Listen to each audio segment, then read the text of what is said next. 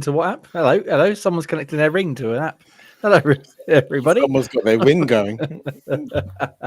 We love a bit of ring going here. Hello, welcome. We're doing a quick little preamble before the main show. We're going to do our Guess the Look game. If you're not familiar, Guess the Look game. Wonderful little Wordle like with video game pictures. I'm going to share my screen if I can remember how to do that.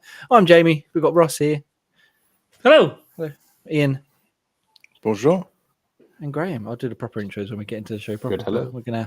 Good hello. We're going to jump into a little bit, I guess, the dot game to warm us up, ready for episode. Was it? We're on 163rd. Yeah. Episode 163rd already. It's crazy. Alexa, shut up. Get your ring out of the fucking way. Right, lads.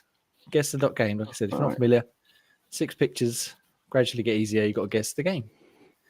I haven't even looked at today's one, so I can't. Jay, you're way behind. It's not 848. We're on 855. What? Are we? Why the hell has this come up to 848? Oh, well, we're doing. Let's go forward then. My one's on 855. Excuse me. I just typed in guess the dot game, and that's what it gave me. That's my friend is Porsche. Go back one quickly. Go back one. Go back. Hang on. Go back. No, go back. Hang on. That's Grand Theft Auto. Yeah, that's Grand Theft Auto. Yeah, we got that one. Go back. One more. That might no. Is That that one? Or should we go back one more? That's a Sims. It is a Sims. Yeah, I think Sims. And go 2, forward one I think, more. was it? No, the guy was 2 forward. I swear that second one looked like my friend is Porsche, whatever it's called. My friend Porsche, whatever it's called. Do you know what, Ian? I think you're. My time is Porsche. You're very correct. Oh, maybe not. It was one recently. I don't remember which one it was though. I don't want that is. All right. Monster Monster Hunter, I think. Let's move on. Get to today's one. Sorry. I'm terribly sorry. I thought I was on the Sorry, most Jay, I'll recent keep one. you right. Thank you very much. Why you just See, go down that to the that just- bottom? It just proves that I've. There we go. I haven't even looked at it today. Right, here we go. Guess the dot game. This one? Today's game. 855. No, that's A lot too. of gears. It's not There Gears are of a lot War. gears. Yeah. Clockwork Orange. No, it's not Clockwork. Clockwork Orange, the movie, the game. The only thing I know steampunkish like that was like Nier, Nier. That game had like gears like that, but I don't remember any kind of scene like that. Nier Automata sounds like a decent first shout. Yeah, I mean. Yeah, at least we know with for them, the franchise of it's theirs. No. 9. Okay, let me just zoom out to distraction. Oh, that No. that makes it look like RTS style, the way it's overhead like that. 87% though, that's fucking Nice. huge. For Metacritic as well. Considering half of the Metacritic are bad ends. I want to take a wild guess. I don't know if anyone has ever heard of this one. Sunless Sea, maybe? Unless anyone's got a better guess. No. No, go for it. Never heard of it. Oh. Rita Oh! Eagling. You're in the franchise. So it must be Skies Sunless then. Skies. Sunless Yeah. Skies. Never heard it. I've Never heard of never it. played it, but they're quite, like you were saying, with 8%, they're quite well-renowned games. What was yesterday's? Yeah. Yesterday. No, That that's was not- anticlimactic. It was, yeah. Oh, that's unplayed, Jay. What the fuck's that? I know that's because I'm using my browser. I'm normally doing my phone. Pervert. Right, coming in. I did yesterday, so I'm not going to join in because I can't actually remember what it was. But Airform Gym. Is it? I suppose it is that kind of style, but Yeah, I don't go know what for it. those blue things are.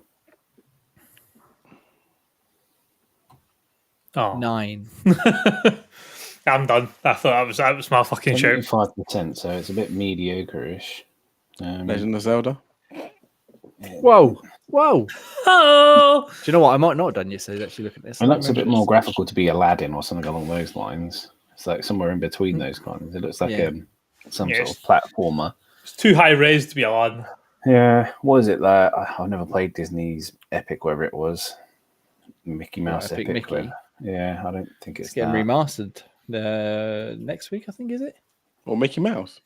Epic Mickey. I think it is that, but then I've never played it.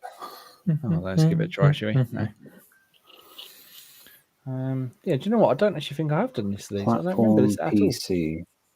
That's only done 3D as well. PC, yeah, I'm out. Well, Yeah. I'm in, but I'm out at the same time. I don't recognise it. Unless it's Football Manager or Age of Mythology or No, I Empires. didn't do this. All right, I'm back in. I'm joining you. I didn't It do was this. pre Right. 2005, 6 when I was a PC gamer. So I went to a console present.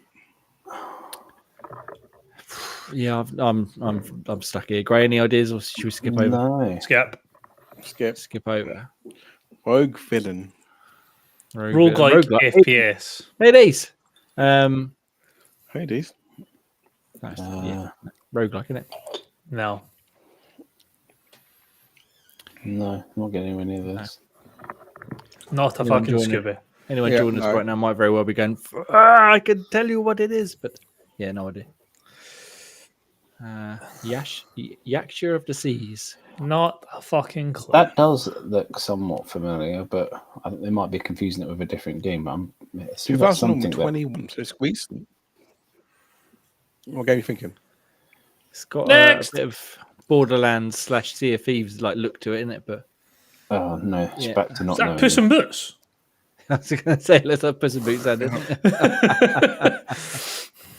But I'm pretty sure it's no, not no, Puss in Boots, but No idea. Yeah, I don't recognise Absolutely it no one idea. second. nah, not even remotely close. Any suggestions, Graham? Look for a Puss in Boots game.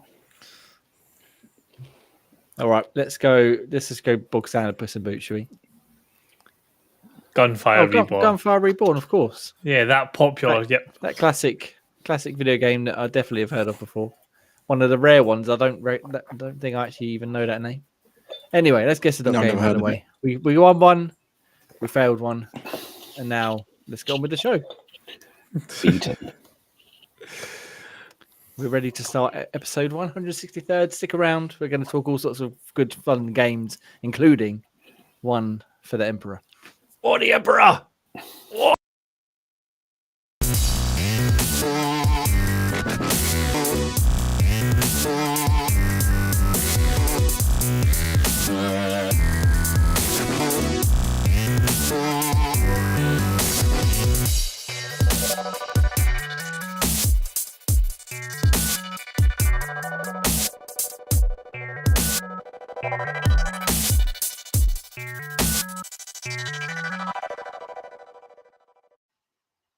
Hello, good evening, and good welcome to Xbox Tavern's Xpod Tavern episode 163rd. I'm Jamie, and this week I'm joined by the one and the only MPV Graham. Good, hello. Good hello, good hello. Did you enjoy a little preamble of Guess.Game over on youtube.com/Xbox Tavern Official? I did. I wasn't helpful on either, but it was good. We did it. It's a team effort. It's a team effort. We failed as a team. Right. That always feels better. Yeah, exactly. We've also got MPV. Million Man. Wait, 1 point. Let me guess. 1.83 Million Man in. Can we? Where we at? No, 1.766. Oh, miles off. You let me down. Slacking. Oh, no, Absolutely sorry. slacking. Just Look, I've he's so been he's so doing- laid back this evening as well. I know. Life Lounge. admin, eh? What can I tell you? Let's go to fucking Ipswich. And I'll tell you something.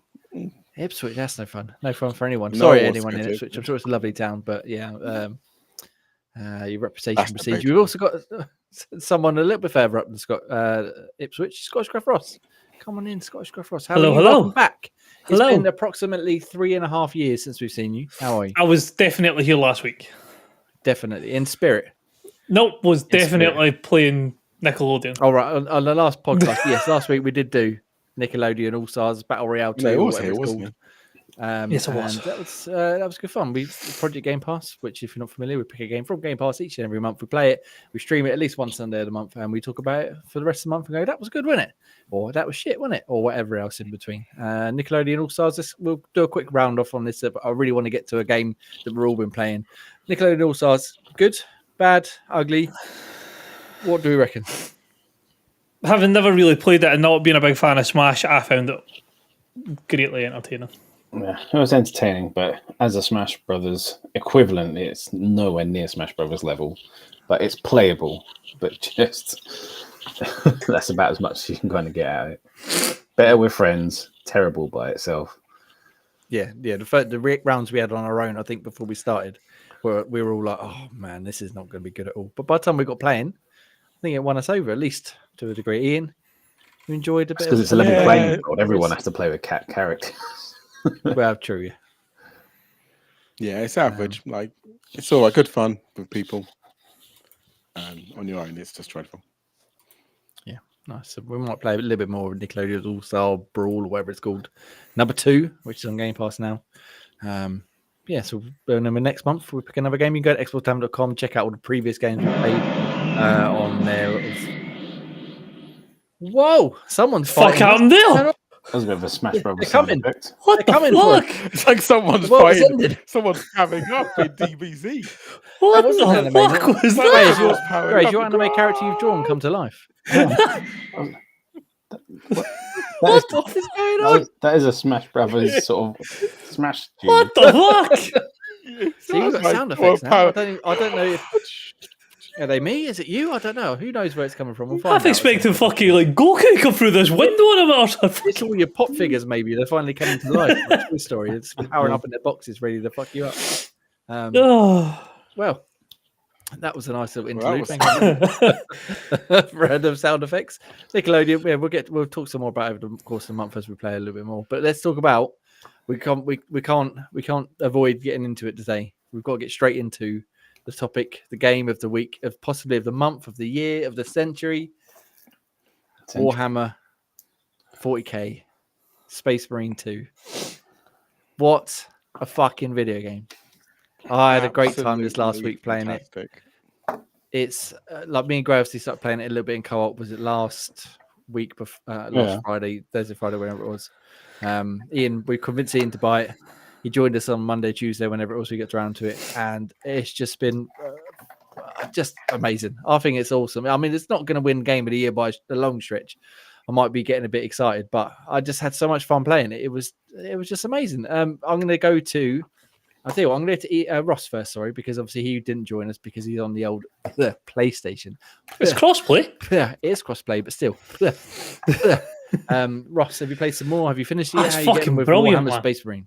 I'm loving it. I've now got my hands on the Thunder Hammer, and I don't need another weapon in my life ever again. I only ever Big need. electricity hammer to just Oh, smash the it's shit out of everyone fucking around. so good. Like you've got a gun there, and I'm loath to use it. Like it's like big bosses are like, no, fuck it, I'm gone. Takes so long to load that up though. I don't care. Attack. It's so fucking good. Just Oh, my- even and some of the executions as well. Just brutal.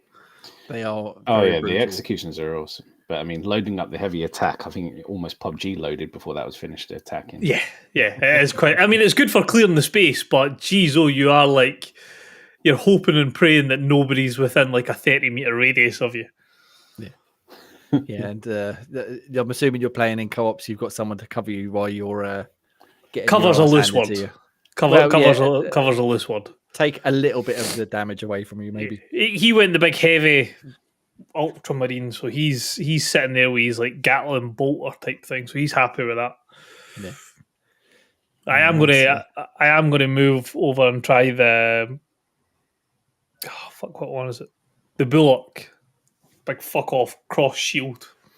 So is this sort of more like the mission bits after the story rather than? Well, so we're doing it so the very first time you get the option is like it's where you're deploying the Promethean bomb. And then like you can go and do the Before you carry on, we have literally no idea what the story was about or what happened because we skipped every single cutscene. So there's we one need bit, just gameplay moments. yeah. So it's early, I mean, it's early doors, but one of You can listen one of to the our points is own basically story of what we made. you've got a bit where you're playing as Titus, and he's like, "Oh, if you go and speak at the computer, if you go to the computer, you can do like a."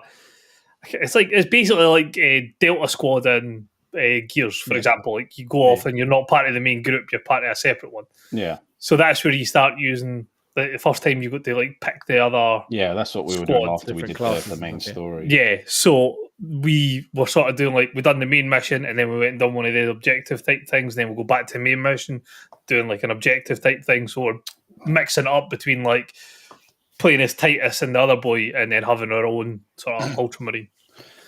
The other boy. The other boy, old Cherian. Yeah.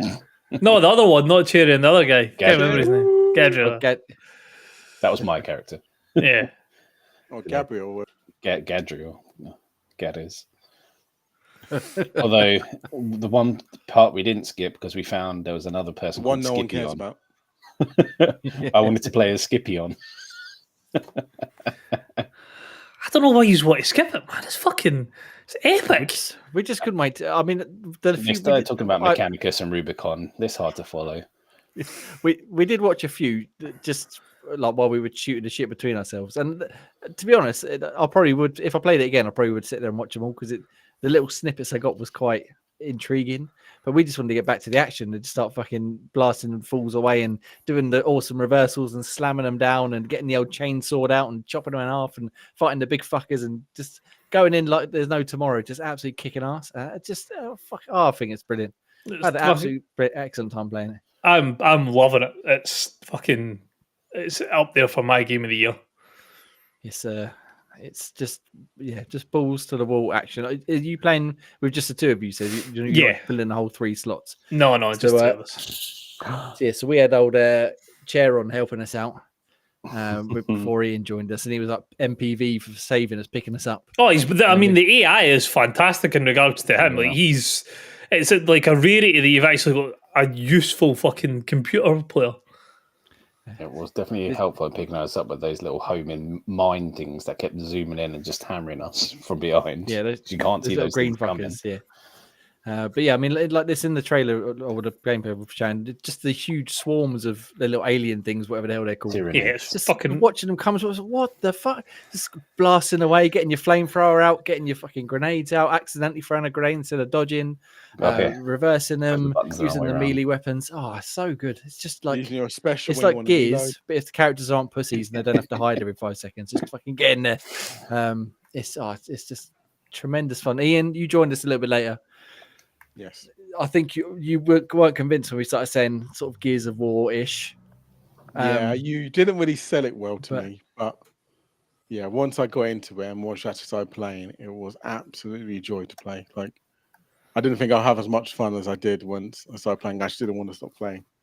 But yeah, thoroughly good. Like, so we completed the game, all of us. I need to go back and do some of the earlier missions. Purely Ian's converted to enjoying games with big meaty men. Big meat men, batch slapping meat. But yeah, thoroughly enjoyed it. We do need to go on. No, I'll say I want to go back and do some of the early missions just to see what the hell the story. Well, I don't even know what the story is myself, but at least do some of the earlier stuff just to see what actually is fucking going on. Because I kind of went straight away into a massive clusterfuck. So it was good fun though. Yeah, I think you joined us right in the middle of a fucking huge battle, didn't you? What's going on? No idea, just get involved.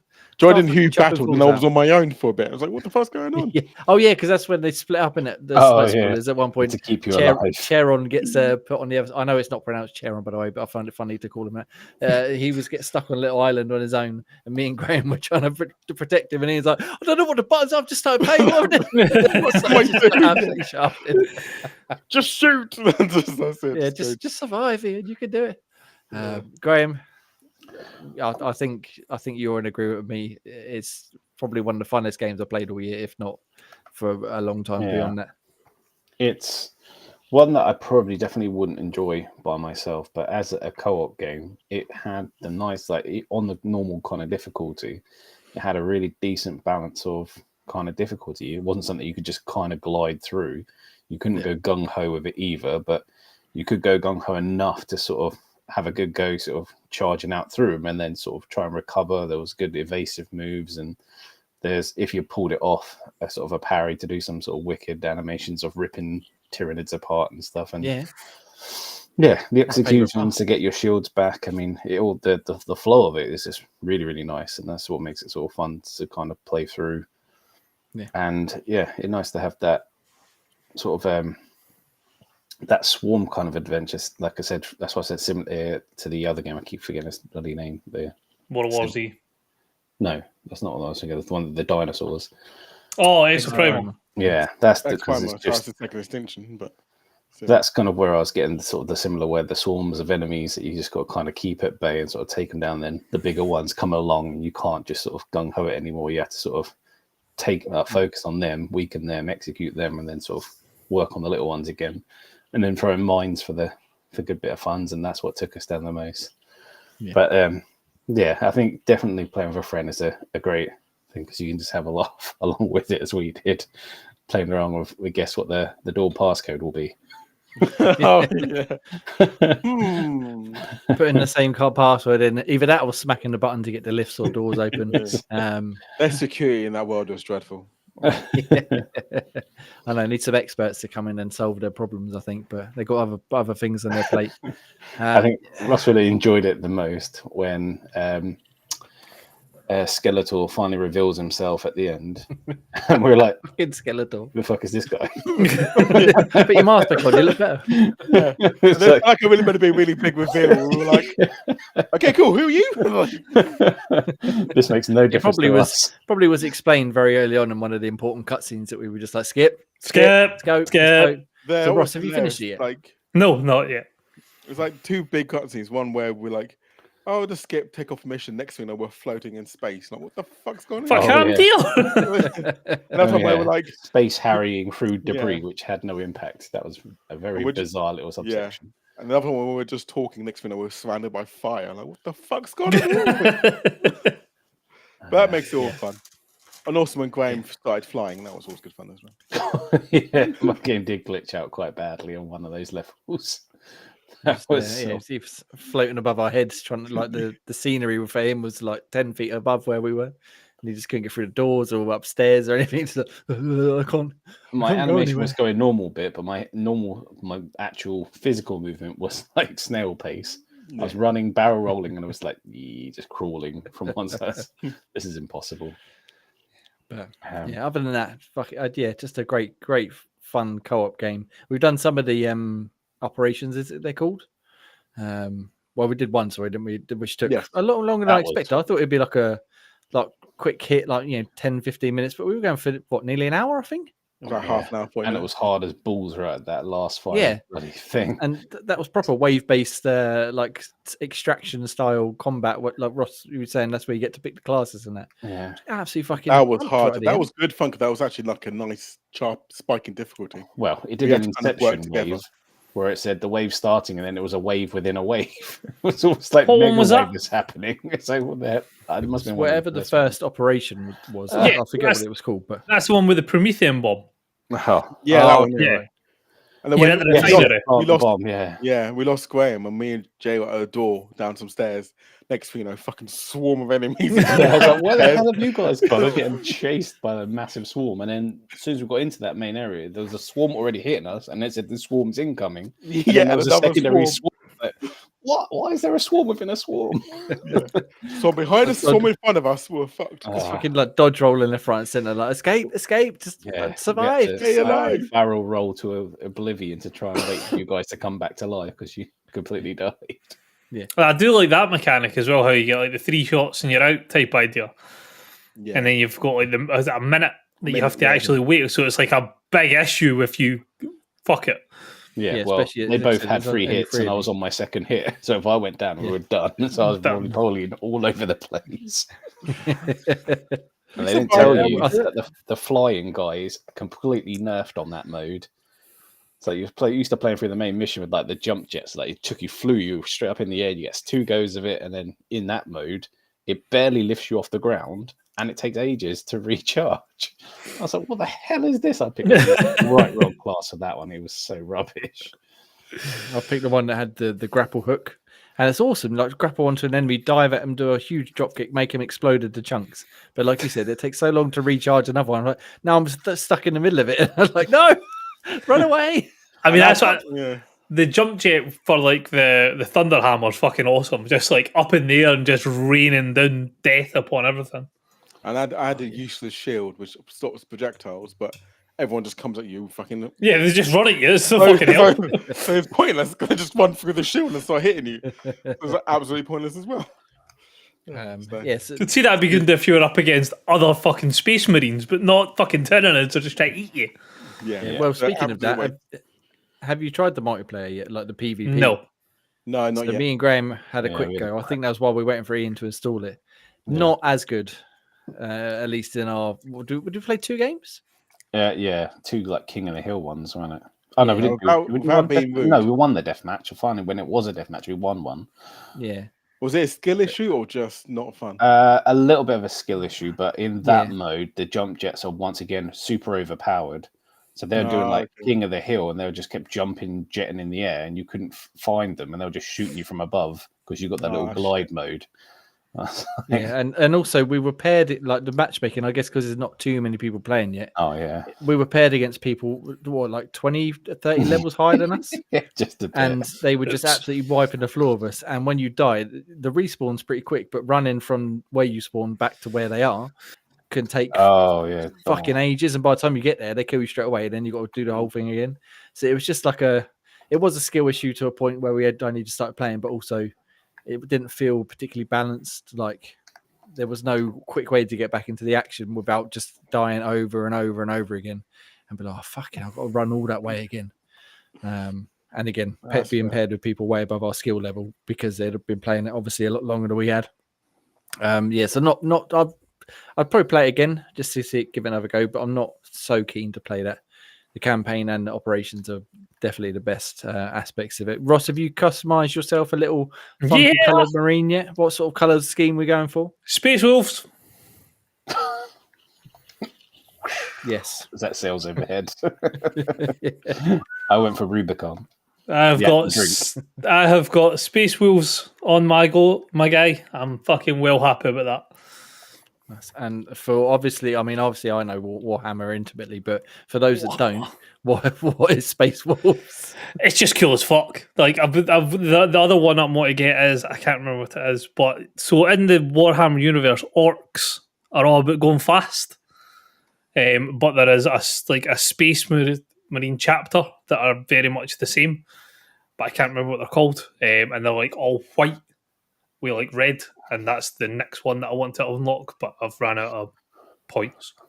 Out of credits, yeah, because you unlock them, I guess, as you complete missions and stuff. Because we had some points to spend on whatever we unlocked, and then run out and haven't actually played it again since. But there's lots of things you can unlock. Like there's tons. Yeah, so that colours armor and parts everything. and emblems and all sorts of shit. Yeah, and you can go down a deep rabbit hole on some of the stuff that you can put in it. Like, yeah, but I absolutely want to finish off all because there's 5 more operations, 6 in total that I'd like to get back to and play. And I think they're doing some DLC with some new ones, but I haven't really looked. There's the roadmap's massive. Yeah. Nice. So that's good. That's what we like to see. We want some more Mechanicus Rubicons for Skeletor to come in and fight with the Battle of the Emperor. Warhammer. Such a good game. Absolutely. I sort of expected to enjoy it because obviously we got a copy from the publisher. AJ reviewed it. He gave it, I think, an 8.3. He really enjoyed it with his friends as well. And I'll give it a go because I quite like I said, sort of the Gears inspiration. And yeah, all I've wanted to do all week is play it, but we haven't managed to find time to actually get together again since we completed it. But yeah, I'm up for it completely, 100%. Whenever anyone's ready, I'm ready. Right? Let's play some more fucking Warhammer. I mean, the one time we did almost have time, I fell asleep. Let's go now. See you later, podcast. Bye. That's on me. Bye. Well, thank you very much. That's been the episode. We're going to go play some Warhammer. Yeah, such a good game. Like I said, I've played a lot of great games this year. I don't think it's quite going to top my list somehow, but it's almost in the realm of surprising me like Dragon's Dogma did, where I didn't expect to enjoy that at all, and end up that's just fucking won me over completely. So yeah, so much so that I've realised I've discovered I've got the original Space Marine. Whoa! I've got the original Space Marine on Steam, which I didn't even realise I had. So I might just install that and give that a go at some point because it has some more Space Marine. It has caused me to go down a rather deep rabbit hole on YouTube, like watching about all the different chapters, and that is possibly the most convoluted fucking franchise ever. I imagine at this point it's got to be pretty fucking man alive, impenetrable for newbies unless you're really going to dedicate time to it. I mean, you've got like the Space Marines, right? Like one part of it, but then you've got all the different chapters that are in the Space Machines and all the different fucking in groups within they groups, and that's just for the human side of things. Then you've got the fucking Tau and the fucking different types of Xenos that you can get between the fucking Necrons, the Tyranids, Orcs. Then you've got like your fucking gods. It's like fucking wow. So basically, we're going to see all them pop figures replaced by little miniatures soon. I mean, there's every possibility. I mean, bank loans will be needed, but there is a possibility. Is that Warhammer shop still in Woking, Graham? I believe so. Yeah, I do have one local to me. It's one about 10 minutes away from me. War games there Saturday morning. I'll play some war games. War games. Oh, fucking yeah! Tremendous video game. If you're after just a bit of dumb action, again, I'm sure the story is very interesting. And Don't just do what you lot did and fucking play the game without cutscenes. Enjoy the universe.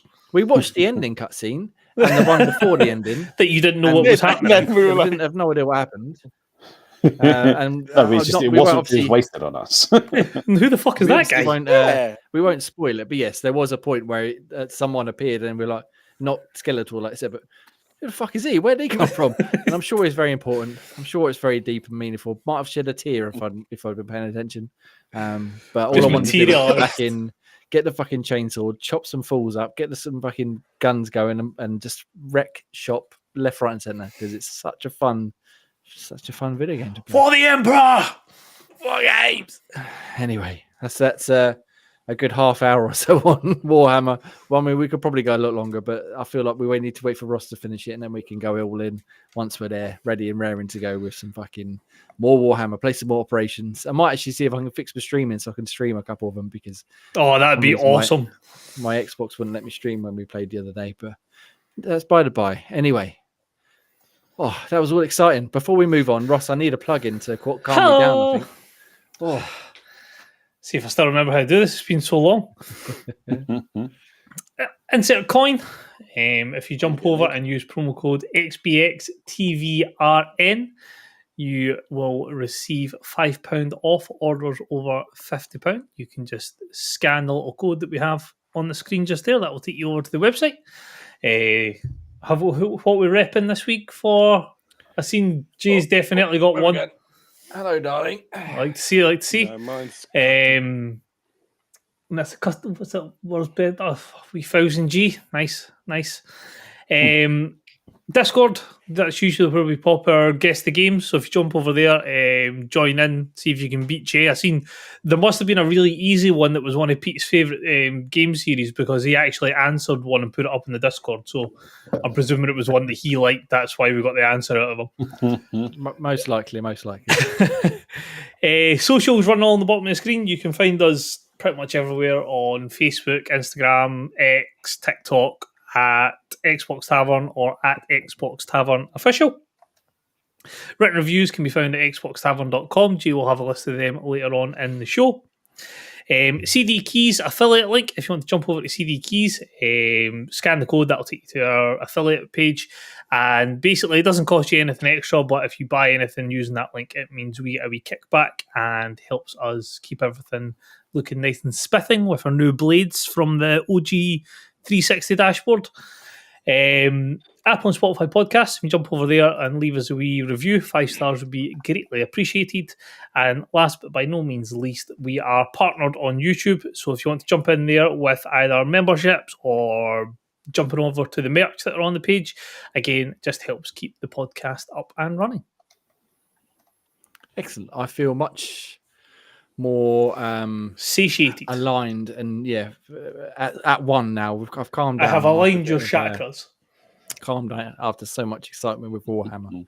I'm gonna be a bit rude and jump in with another game this week because while I've still got a bit of energy, I need to talk about this game because I've been playing it this weekend and it's fucking tremendous as well. Let me just get the trailer going. I don't know if the music will come through, but I would like it to if it can because you need to hear this awesome soundtrack. Let's get this going. Is it gonna work? Why is it not coming up full screen? Can you hear that? Yeah. So I'll try and talk over it while it's going. It's a game called Valfaris Mechatheron, and it's basically a heavy metal like golden shooter, and it's just incredible. It's just been so much fun to play this last weekend. I'll stop the music now for a second. It's been such good fun. Basically, the entire game is soundtracked by like the heaviest metal you can hear, and it's just like proper like an 80s metal album come to life, just pumping and just gets the energy going, and it's just awesome fun. It's like I said, scrolling shooter. You play as Valfaris. There was an old like 2D platformer version, which again was heavy metal based, but this is like I said, the scrolling shooter. He jumps into this big metal robot and he just flies through space, just fucking shit up, much like a space marine, but on his lonesome. And you get all sorts of different powers, different weapons you can use to upgrade as well. You get to change them out of checkpoints fairly regularly, should you wish to. You get like homing missiles, big bombs, fucking some sort of weird green alien snake that homes in on people and kills them. And when you get to the end, there's a huge like screen-filling boss. They explode in all sorts of wonderful colors and gore and stuff. And again, it's all backed by just this intense heavy metal soundtrack. So when I'm playing, I'm just sitting, I'm like, fucking come on, yes, come on. It's just like even when I die, the music sort of carries on and loops back round to the start, and you just carry on again. Such a good fun game. Like I don't think it's very long. I think I'm about 2 or so hours in, and I'm pretty sure I'm like 1 or 2 levels left to go. But if you're into a bit of heavy metal, a bit of scrolling shooters, a bit of wonderful bright colors and awesome explosions and overpowered weapons, I can't recommend it enough. Really, really enjoying it. And it was just what I needed after Space Marine. Just something calm and collected to play, just to help me wind down after a bit of Space Marine glory. I can't recommend it enough. Very, very, very, very, very good game. Such again, one of them ones I just want to sort of stop the podcast now and just go carry on playing because, it's been out for I think just under a month now. It's one of the ones that come out while I was away. And I was like, oh, yeah, I'll give it a go. Fucking hell. Oh, so good. I can't stop playing it. So I highly recommend. My review will be out probably tomorrow or the day after, whenever I get around to finishing it off properly. But really, really recommend Valfaris Mechatheron on Xbox now. Right, has anyone got anything else they want to keep the energy flowing with? Because I feel like we're on a roll this week so far. I mean, I could kill it if I really wanted to, but I'll not. Nothing to warrant that level of energy, no. I mean, I've got the level of energy, but I just don't know how well received it's going to be. I feel like, you'll keep the energy going, but it might bring the rest of us crashing back to Earth. All right, tell you what, Ross, tell me about a bit of Ghosts of Tsushima. So it's right on my street. I'm a massive fan of feudal Japan, and I started playing it, and I think I ended up getting dragged onto Baldur's Gate and never ended up going back to it. So I'm sort of in a rut for a nice long single player game. I tried to follow Pete's advice and play Inquisition, and then I remembered how shit that game is. It's not shit; it's just really outdated. It's not aged well. So I thought, right, fuck it. Put it back on. I realise it's on PlayStation again. I'm ruining the vibe for the podcast this week. It's on PC as well. We'll allow it. It is visually one of the most beautiful games I've ever played. It is absolutely gorgeous. The sword combat in it is amazing. Is it like one hit, one kill? No, it's not quite like Sekiro level. It's kind of hack and slashy, but then there's different forms that you've got for your sword combat. So like water works well against shield. I think it's wind works well against spears. So you change your stance depending on who you're fighting to sort of break counters and guards and stuff like that. And then you've got like your shurikens and kunais and stuff like that you can use. The basic story is the Mongols have invaded the area. Your uncle's been kidnapped, or not kidnapped, but taken hostage, and you are setting out to raise a group to go and defeat the Mongols. and that's it. I don't want to give too much of it away, but that's what you're getting for your PlayStation. It's safe to say, between the visual side of it and the gameplay, it is fucking outstanding. I can't believe it's taken me as long to actually jump in and play it. So you started this a while back, if I did, right, yes. This was I got it started a while back, and then got dragged into fucking like 200 hours of Baldur's Gate, and then another 250 hours of fucking Elden Ring, and then I've got back to it. So this will be my single player 80-90 hour game to tide me over until the next big game releases. Very nice. It's one of those ones that intrigues me because I was always like a fan of like Tenchu and stuff like that. But yeah, I mean that's the good thing. PlayStation. It's not got like a massive difficulty spike. Some of it can be like some of the fights are a wee bit tricky, but it's not like a Sekiro type idea where you really have to be on the ball. So it's quite accessible for most people to play. Yeah, fair enough. And do you reckon it's one of what's the right way to put this? The kind of title that Xbox should be aiming for, because obviously, first party, a lot of great efforts they got. This is one of the ones that they should really be aspiring to achieve. Yeah, this is what they should be aiming to put out, not necessarily a fucking. I get slated for what I'm about to say, but Hi-Fi Rush. Like, give me a massive big single player. The sort of games that PlayStation are renowned for: single player, big nice campaign, visually stunning, good gameplay. That's what I want from Xbox. I don't necessarily want indie games. That's fair enough. We can't all be right, can we? So that's good. You carry on with that and enjoy a bit of Ghost of Tsushima. It's supposed to be announced as a sequel soon, isn't it? I think so. I heard so. Yeah, it'll probably be a PS6 Pro launch title. The PS5 Pro. We can get into that a little bit later on if we want to. But what a shit show that was, eh? What a shit show. But we'll save that for the minute. Graham. Yes. We've obviously talked about Warhammer. Unless you want to talk about that again, feel free to tell me a little bit more about what's it called, Core Keeper. Yeah. So, as mentioned last time, it's just a neat little. It looks similar to like games like Terraria and like a Minecrafty kind of style game where you basically just got transported into this sort of unknown dungeon bit next to this glowing thing. You've got to work out what is going on, and basically you work out your way and kind of end up powering up that which is one of the cores.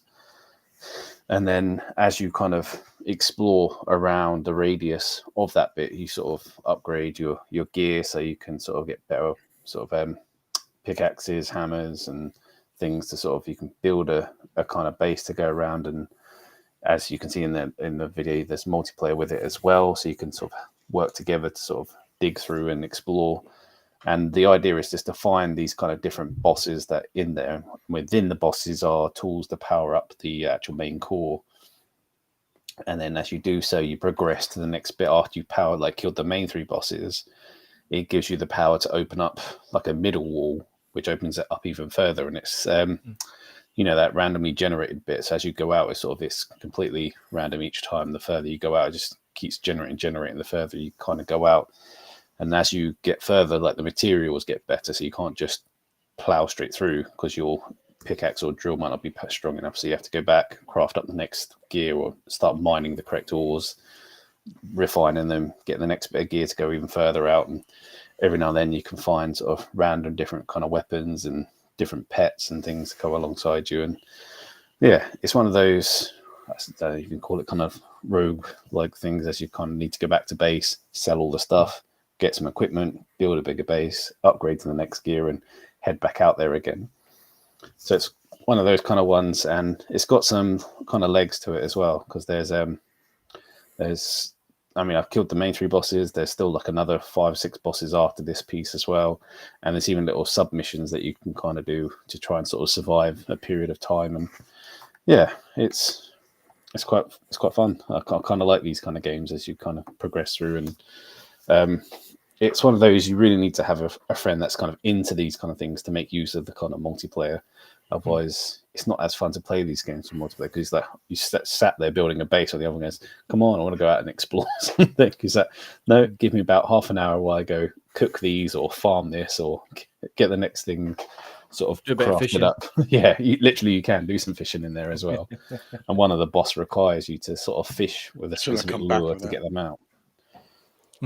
But yeah, I'm now at the point where it's a real kind of hard things because you can either go the exploratory route and just keep sort of digging through to try and find the next boss, or you have to find like 20 of the rarest kind of things around in that area to be able to craft a scanner, basically, to know exactly where they are. And I spent like 2 days with it, and it made me get annoyed and tedious with like, that's that stuff. I'm going to play something else. Because I searched the whole kind of bottom bit of this map where it's supposed to be, and I finally got enough of the things to find where it was, and it was literally a little bit to the side. I went all around this area, didn't check that bit there, and I was like, motherfucker. Just schoolboy error. But it's just so hard to find these because they're rare bits. They're not so easy to find. So it's like going around looking for those things isn't as fun as sort of diving through and exploring and trying to find it yourself. Yeah. But when it comes to like, that's the next part you have to do to progress, it can become a bit of a slog as you're trying to you just want to get to the boss and have a fight with it. The boss fights are quite fun, but it's just, quite hard to get to that point to the next boss. But, I think we said this before, but this is the one we played at EGX that time, WAS or whatever. It was the one that I did, it's one of the ones I sat down and had a quick go of, and I quite liked it then. I was like, ooh, that's kind of up my street, but I saw it as PC only. I was like, okay. Yeah. And I saw, now it's on Xbox. Went to Game Pass. I was like, and Game Pass, on that. What one? Because I played, I think I got a little bag, a loot thingy for it. I think it might include either a little bag or a cap or something. So, it piqued my interest at WASD, and I'm glad it came to Game Pass that I finally actually managed to have a go of it. Because I did contemplate getting it on PC and playing it on there, but luckily I didn't need to. See, the power of Game Pass once again comes full circle. Let you check out the game we last played about 3-4 years ago, whenever it was. But I mean, if you're into those kind of crafty adventure kind of games, this one does it very well, and it's definitely quite fun to play through. And if you have friends that enjoy similar kind of games, it's great that you can do it together. Oh, friends! Well, I was going to say, I'd love to say that I would join you, but I did dabble in it at WAS, and it was not my cup of tea, I'm afraid. But maybe you'll find someone out. If anyone out there, we're like matchmaking now. So I wasn't desperate to play with someone. They don't need my no. We're going to put the call out for you. Anyone, please play with this man. We need some. I know the kind of clientele you attract. I don't think. I'm sure I've got a few random friends I can meet on the street that will come. Oh, Mr. Kipling. Yeah, about to say it'll be the return of Mr. Kipling. We don't need to get too far into the weeds there. I think we're right. So, Callkeeper, I am Game Pass now. Yeah, it's enjoying it. Good. Ian. Hi. Are you stable enough to tell us about a video game? I am stable. Hopefully. Well, you have to tell me, really. Fingers crossed. I've not got anything on your list here, so tell me about a video game you've been playing this week, please. I have been playing before it leaves Game Pass, which leaves today, and I still haven't finished it, which is sad times. You Suck at Parking. You Suck at Parking. Well, the good thing is, Ian, for your knowledge, I own that game, so if you need to finish it, you can always borrow my account. Suck at parking. I suck at a lot of things. Be good. Say, yes. Give us a quick overview of what the game's like. Obviously, we reviewed it whenever it came out, a few years ago, whenever it was. So it's basically a little mini, kind of like it's sort of like top down kind of. You have like one car. You can only accelerate. You can't brake. You can brake, but you can't stop. And it's all about getting into a parking space in the shortest amount of time. As soon as you get into a parking space, you do get like added on time, but usually you've got like 2 minutes to kind of park your car. But obviously, there's loads of different random worlds. Like there's loads of like boosts or like you see in the trailer, hammers and stuff like that, and jumps to kind of make it a lot more awkward to park. There's 3 different worlds. They bought one as a DLC, free DLC called Inferno. And there's like one Arctic level and then one you're seeing now, which is like, I guess, normal woodlands kind of area. Regular tarmac-based roads, Yeah. So again, it ramps up in difficulty very, very quickly. And obviously, if you want to perfect it, you can't basically fail. So you have to go every time you get a car, you have to park it without any issues. It does get a bit annoying after a while. But actually, it's a very fun game. Oh, it came out last year. Was it last year or year before it came out? I shall do some research while you carry on telling us about it. But yeah, like I said, I reviewed it on XboxTavern.com, and I thought it was really good fun. Yeah, I wasn't a big fan of the multiplayer so much. You played much of that? Oh yeah, that's what I was saying. I was just going to say I enjoyed the multiplayer. I think the multiplayer was a kind of, I played it with your friends, and it's kind of can be quite carnage after a while because obviously, especially if you're following a car into a parking space and they brake and park in it, you can knock them out before their car gets a chance to basically stop and you move on to the next car. So you can actually kind of cause a bit of a carnage, be a bit annoying in that way. Especially like say, example, obviously it's the first to park all in the parking spot wins the round, and obviously then if time runs out, then it just goes down until you've got the most parking spaces. But you can actually be quite annoying. So, for example, say someone's close to winning, you can kind of follow them and make sure they don't get into their parking space and try and beat them to it, and hopefully that way you can kind of actually win the round. But yeah, actually, it's quite a fun little indie game. Shame it's leaving Game Pass because I haven't quite finished it yet. But now I know you own it, I might better take my time a bit with it now. Indeed, and not play tonight till like early hours of the morning. Yeah, well, I've got my review up here. Come out in September 2022 by the looks of it. Oh, okay. And I just want to point your eyes towards my first line in my review, which I think is pretty fair. It says, "You suck at parking." Either a snappy game title or a commentary on fellow Tavernite Ian's driving. 2 years later, still making the same jokes. Excellent. Self-parking cars for win. Yes, yeah, good arcade game. Like I said, it leaves Game Pass today, along with a few other games, which one of you will tell us all about later on. Yeah. But yeah, nice, good little game. Yeah, good little fun little game. Not much else to say about it, but I also played a bit of Spider Heck, which is also leaving today. It was a shame we never got around to playing that because I thought that would have been a quite good fun Project Game Pass game. And it's a shame it's leaving. Tried that. That's the one where you like bouncing around arenas like late. Yeah. Like Jedi lightsaber and fucking spiders. Yeah. Actually, it's quite a little funny, because like I say, if you kind of get the angle of the lightsabers, you get the rockets or the laser guns. They're always good fun. But then again, you've got game modes where you can do like free for all, so you're all against each other, or you can do it where you're co-op and killing enemies together. So I did with the co-op with a friend again, and that was actually quite a lot of fun because again, you're going through the survival waves. As long as you work together, it's fun. And even if one dies, as long as one survives and gets through the round, you then both respawn again. So it kind of helps again through the rounds quicker. Fair enough. Well, both of them games live in Game Pass, like I said. So get on with them, Ian. You got 3 hours to finish. You can do it. I believe in you. You've got this. And then got your lingo to do first. Don't get achievements for that. What are you doing? Got to learn my French. Maybe they should add that to. That's all you could say. Maybe they should add that to Game Pass. You know, a bit of Duolingo. Get some Chivos in there for you. God, see, maybe one day. Right. Oh, Ross. If it's Football Manager, I'm leaving the stream.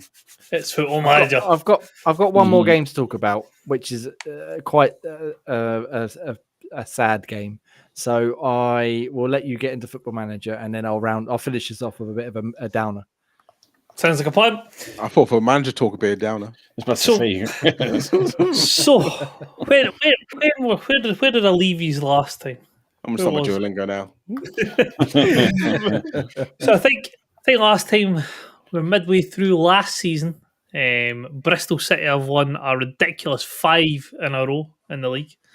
Untouchable. They are it's like a different force.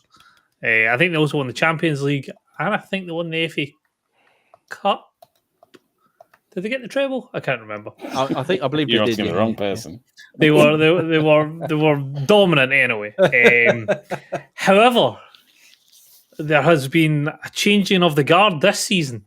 Oh shit! I'm ready. I'm excited. Come on! I feel like we're playing Warhammer again. So it didn't feel like it though. Start of the season, they absolutely blew me out the water in the FA Cup.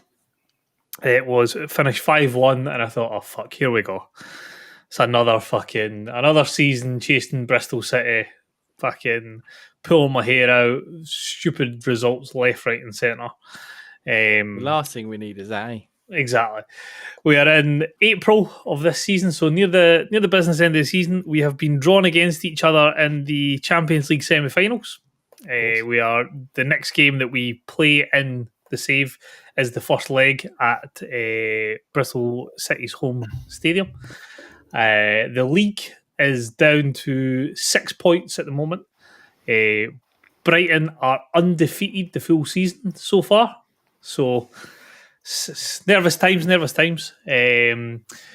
Just won the semi-final of the FA Cup against Bristol City. An absolute capitulation. They were 2-0 up at half-time and it finished 5-2 to Brighton. So whatever they done at half-time or whatever managed to slip into their oranges clearly worked. But no, this season has been the first season in 5 where Brighton have actually fucking showed up and put some sort of title challenge in. That's very exciting to hear. That story was like emotional roller coasters. Mainly it's like, fuck me, still going. It's like the skeleton reveal all over again. He's finished this fucking yes. So basically, I don't, anyone got any questions? I don't have any questions. I'm sorry. I try, but I don't understand. The questions. What's changed? Graham? I didn't Are mean you it. going to Fuck change me. teams? Change of formation. I've decided that there's no point to try to defend anymore, and I'm just playing with fucking 5 attackers. I went, fuck it. 1 midfielder, 5 attackers, 2 inverted fullbacks to make basically a 3-man midfield, and then leave the centre halves to fucking survive. Fair enough. Are you ever going to change teams? Method. No, not in this. Not in this. No, we'll never change teams. Why not? Although bizarrely, and I don't know why it is in this game. So the last big save that we done when we were Brighton and Derby, we got job offers from various different clubs. Now, we're both by far and away the most successful managers in the game. But every time a job interview comes up, we never get approached to take over the job. We've never had a job offer in game. That's the problem. They like look at him like, there's no way he's not going to move. He's not going to come with us. He's too good for us.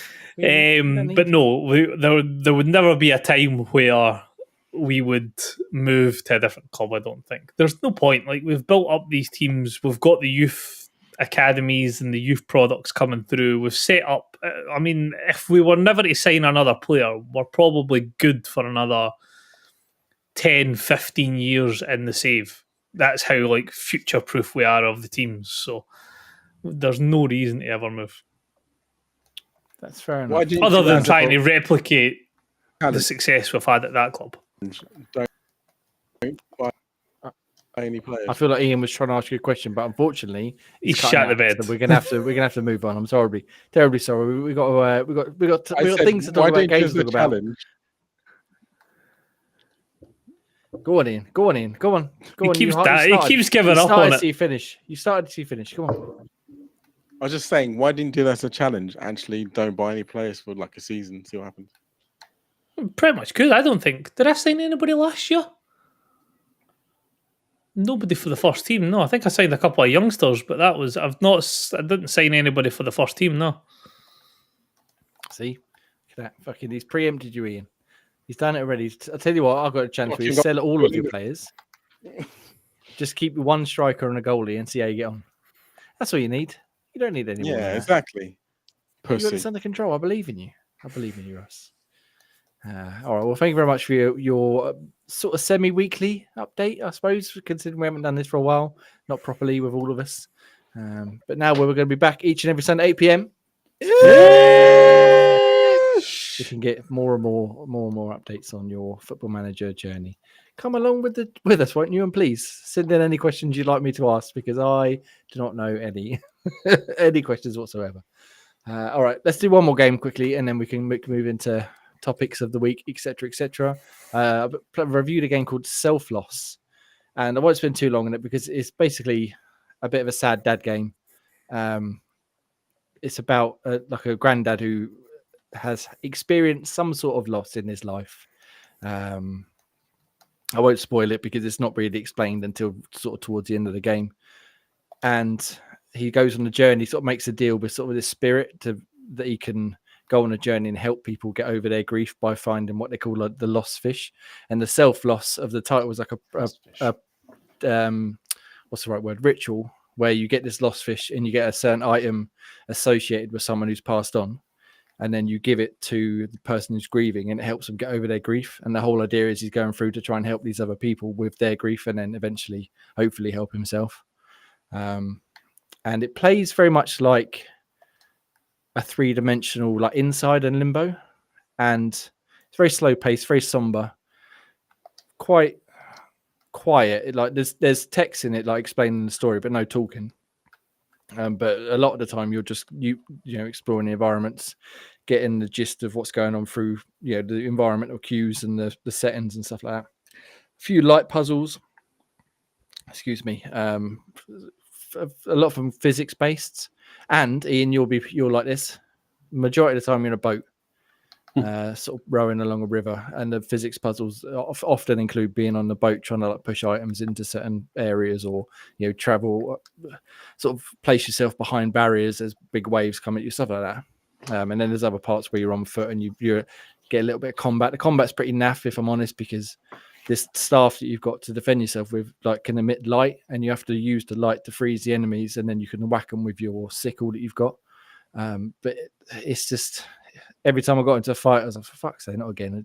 It's just not an enjoyable combat system.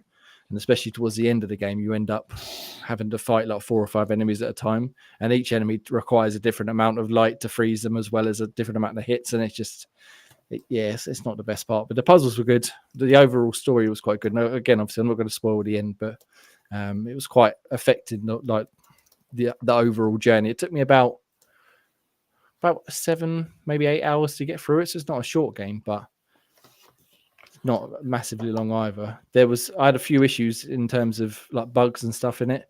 Like there was one puzzle I was trying to do, and for the love nor money, I was sitting there. I was like, I've followed the clues, I've followed the hints that they give you in the environment. This is the answer. I was like, I cannot fucking do it. So I turned it off, went to another console, tried again, didn't work. Went back to the original console, didn't work. End up looking at a YouTube video because it's been out on PC for a few weeks. And they had the exact same solution as I did. So I was like, why didn't it work? So I went back, did it again, and it worked the next time. I don't know why it didn't work the first 3 times, but it was very annoying because up until that point, I was really enjoying it and I hadn't really experienced anything like that. And then after that, I had a few more puzzles that broke, a few more areas where in the last boss fight, I was fighting him and I had one more hit on him. I ran round, it's like in a big like circular arena, I ran round and I just suddenly launched myself into the air. Just fell out of the environment, completely died, and it's a very slow and very tedious boss fight. And I'd already died like 4 or 5 times. For fuck's sake, I literally was about to kill him. So I had to turn it off and calm down for a minute, and then I went back and beat him the next time. But then when I did beat him, the gate to open where you progress to the end didn't open. So I had to die like on purpose and like reload. And luckily I didn't have to do the whole thing again. But it was very frustrating. Glitchy. But other than those, pardon? Very glitchy game. A very glitchy again, especially towards the end. Although obviously I've got a pre-release copy, so I don't know how much of that will be fixed now. It's out. I think it come out on Friday, and this was like Wednesday, Thursday when I was playing it. But overall, really, really enjoyed it. Like I said, really good sort of sense of atmosphere, interesting story, and again, especially as you get to the end, once it wraps it all up, it sort of puts the rest of the journey into perspective. Puzzles were pretty good when they worked. The exploration was pretty good, although could be a little bit confused at times. Just the combat just didn't really sit very well with me. But Self-Loss, review's up now. Go check it out on xboxtavern.com. So highly recommend, especially if you like Inside or Limbo, like I said, games like that. I think you'll get a bit out of this one. But good game. Good game, just very sad. Sad dad. Anyway, gentlemen, now that I've worn myself out with all the Warhammer talk, I think I've done myself in. I'm ready. I'm ready for some news now, though. I think. Should we get Let's get some news on the go. So we've got lots on the list. We're not going to get to all of this because we've been going a long time talking about Warhammer. But the couple of big news items from this week, anyway. Obviously, we've missed a few from last week where we did our Project Game Pass stream. Black Ops 6 beta apparently was the biggest ever, according to everybody at Activision, etc., etc. according to them, it was ranked first for the total number of players, the total number of hours played, and the most matches played. Although I don't seem to see any actual stats on what those numbers were, but they say it was the best, so we got to believe them, obviously. It's just that. So, did anybody here play the Black Ops? Because I played quite a lot of it. I don't know if any of you guys ended up getting a chance to play it. Oh, actually, I played with you, Gray, didn't I? You did, games with you. yeah.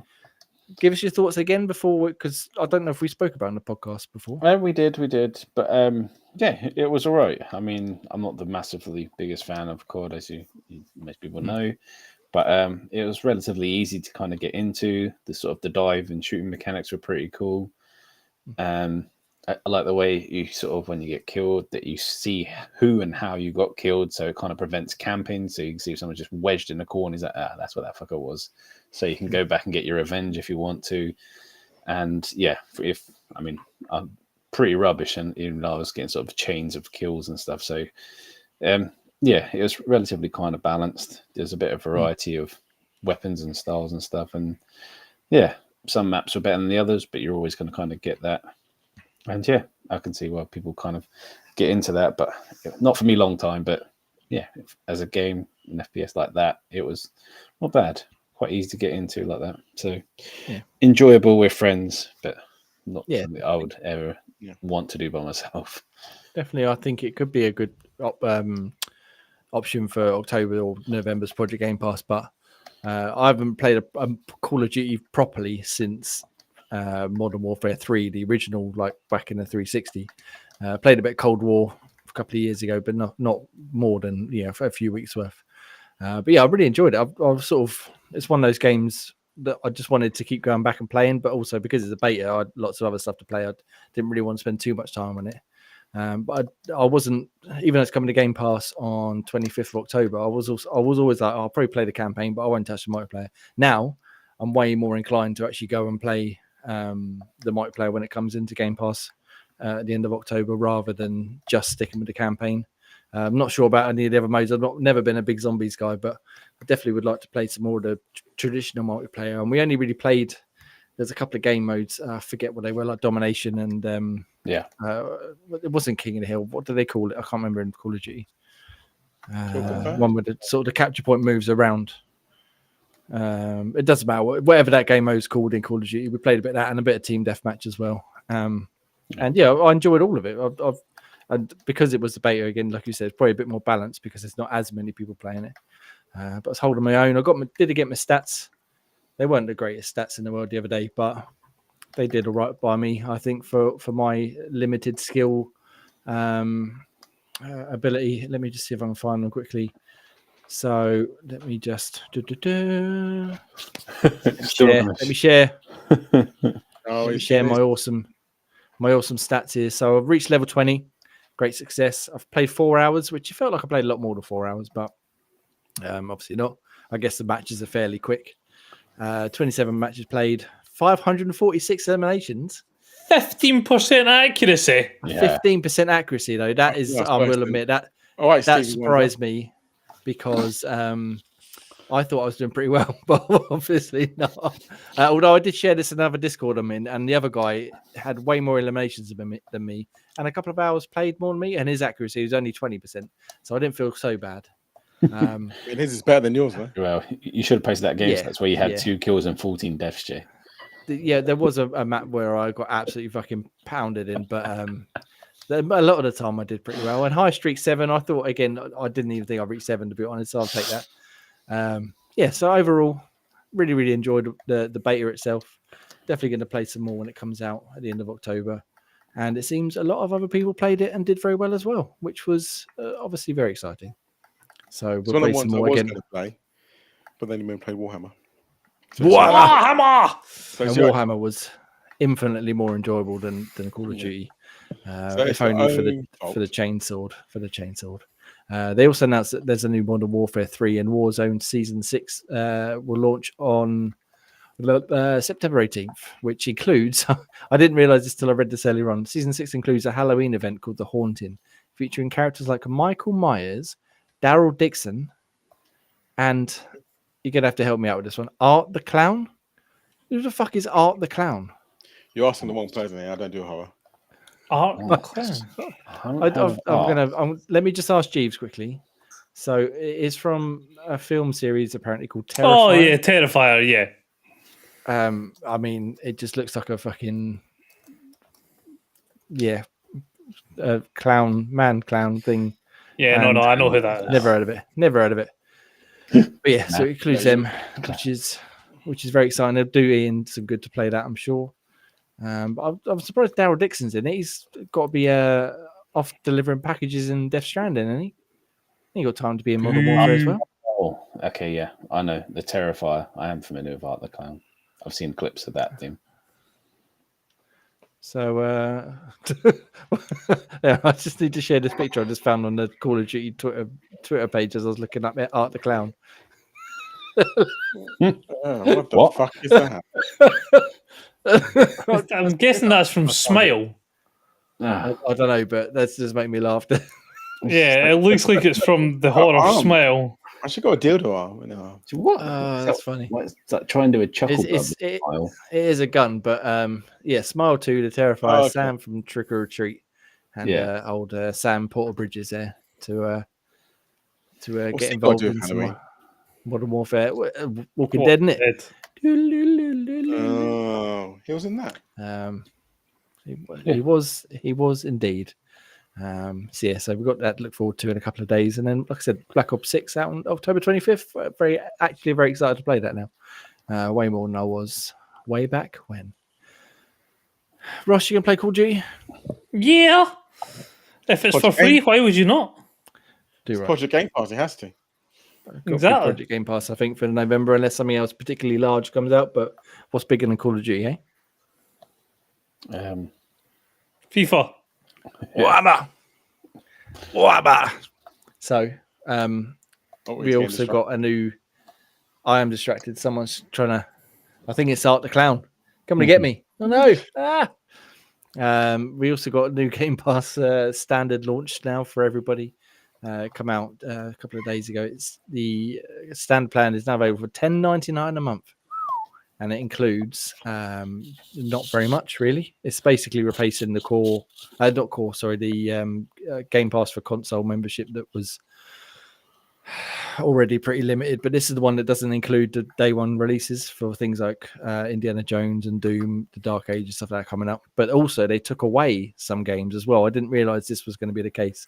So apparently people who are subscribed to this tier have lost access to Starfield, Redfall. That's a great deal. What was the win some, lose some.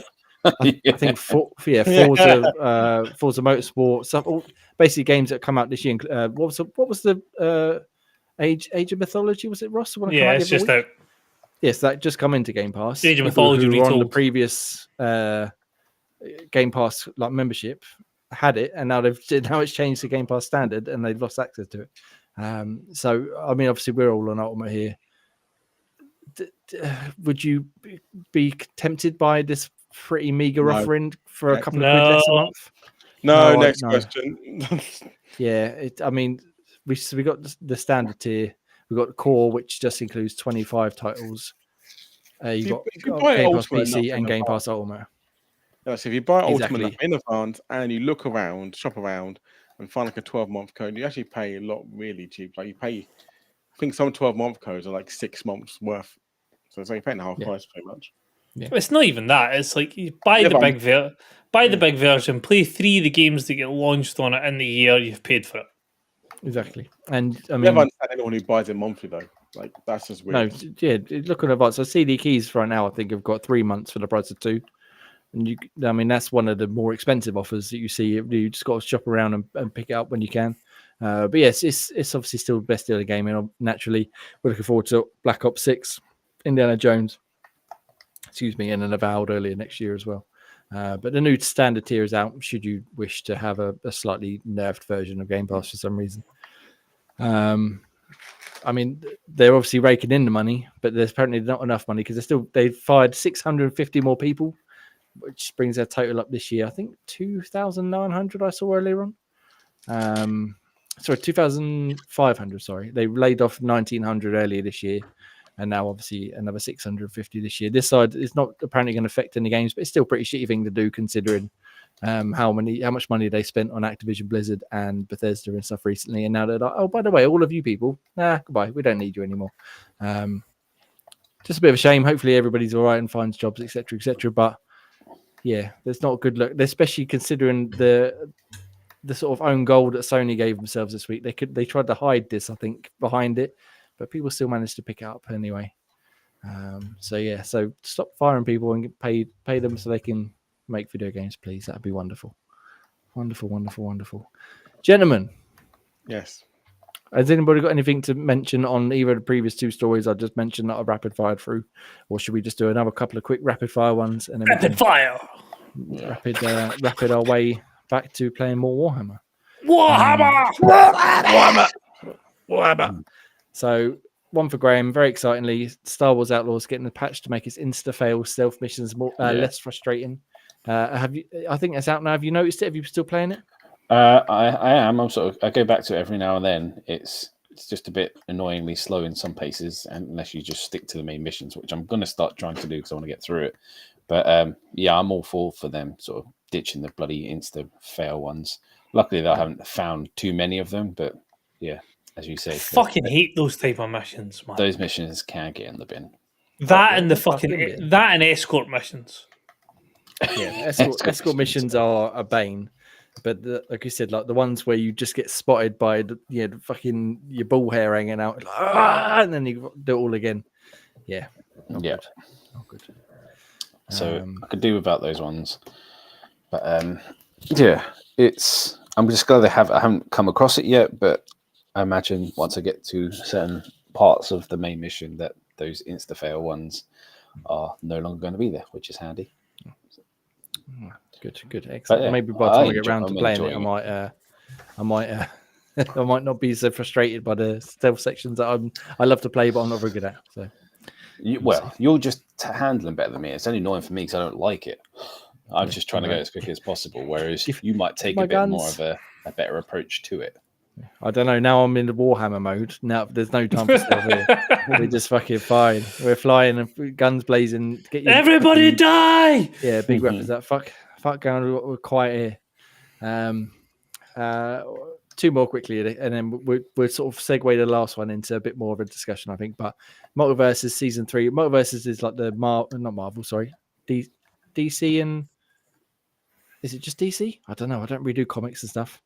The fighting game, innit? Like it's like a Smash Brothers like, but with is it DC characters? Yeah. Okay. Thank you, Ross. I thought. Wait, Multiverses, is that not the one where it's like it's Warner Bros, isn't it? DC. Is that DC? another one Shaggy's in? Yeah, that's the one they launched. DC, and then they took it away. It wasn't me. And then they launched it, took it away because it wasn't the real one. They relaunched it again a few months ago. Season 3 is coming out soon, and it's adding the fucking crime fighting Powerpuff Girls. I've seen that, as a team to play as well as some other characters, but we don't care about them. The trailer looks awesome. They play like Ice Climbers, so you play as all three at once, rather than picking individual characters. And the trailer is awesome. I won't play it now because obviously we don't want to listen to it, but it does it like an episode of Powerpuff Girls, the city of Townsville, and then they have a little fight with everybody, and then the day was saved, and they got the little heart with the animation, and then Powerpuff. Oh, awesome! I love the Powerpuff Girls, so good. So I might actually play this. I wonder how this compares to Nickelodeon All Star Brawl Super Battle Royal Hyper Edition that we played. I wonder if this might be a better Smash Brothers ripoff than that, but we give it a go at some point. But I'm certainly going to play if I can with the Powerpuff Girls at some point. And then so creepy. I love the Powerpuff Girls. Not the new season. The new season getting the bin, but the old ones. They're the good shit. And then this one, which again we'll segue into a bit more of a discussion around some other news this week. But Xbox, they've got new promotional material, etc., going. Look how great we are. We are Xbox, and we have video games. I promise. And sometimes they do have video games. Not a lot of times. Most of the time they announce them and then go, "What? What's that? Sorry, Fable. I've never heard it. Don't know what you're talking about. We've never revealed a new Fable or Avowed or new Elder Scrolls. Don't know. Shh, stop asking. Stop asking us about them." But they started to use in their materials. I mean, this is fairly non-story, but it's interesting in terms of, like I said, the news this week. They started using a lot of handheld imagery, like the Lenovo. What's it called? No, it's not ROG Ally, Lenovo Legion Go, the Asus ROG Ally, and stuff like that, including like sort of images where they've got tablets, phones, TVs, and then handhelds. No consoles in sight, but I'm sure everybody understands the console idea of things. And there's lots of rumors still floating around that they got prototypes of handhelds, and they, the next thing they're going to reveal is a handheld version of their Xbox.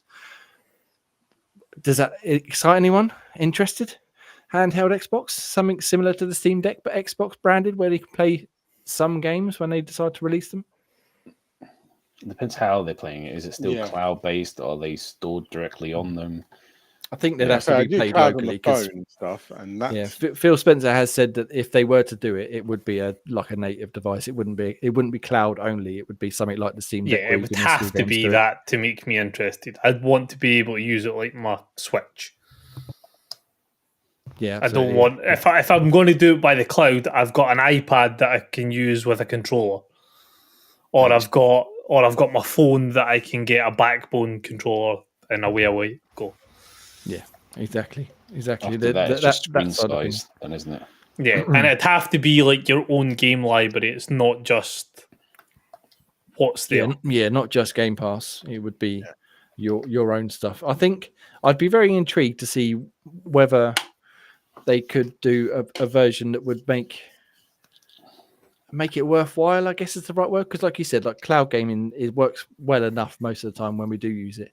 And the Steam Deck, as far as I'm aware, it's not the most powerful bit of kit. Like, it's obviously more powerful than a Switch, but that was released, 7 years ago at this point.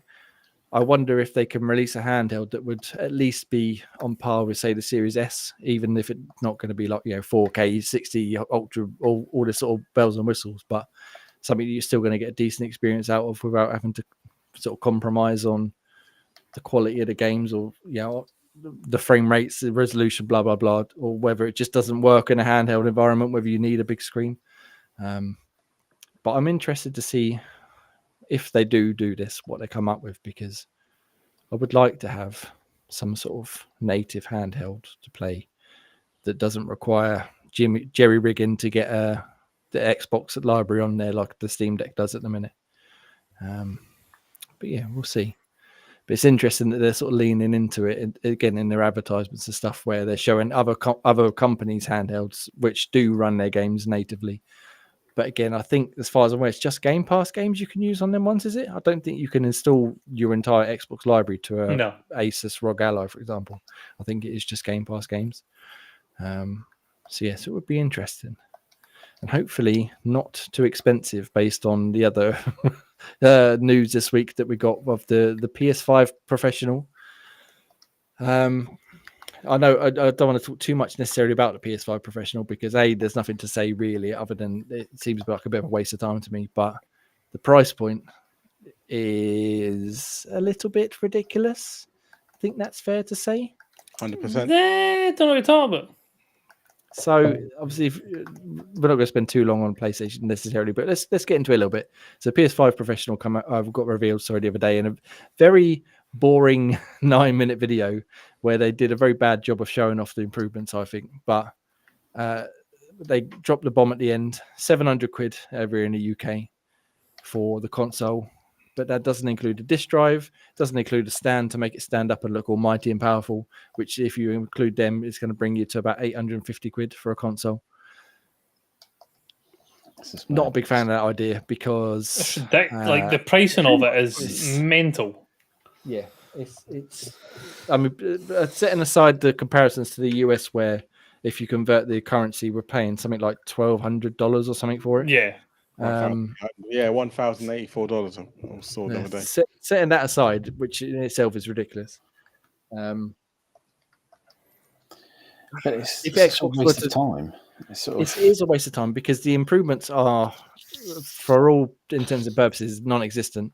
I know obviously it will look better and it will run games better, but only if you the have the TV hardcore of the hardcore will care.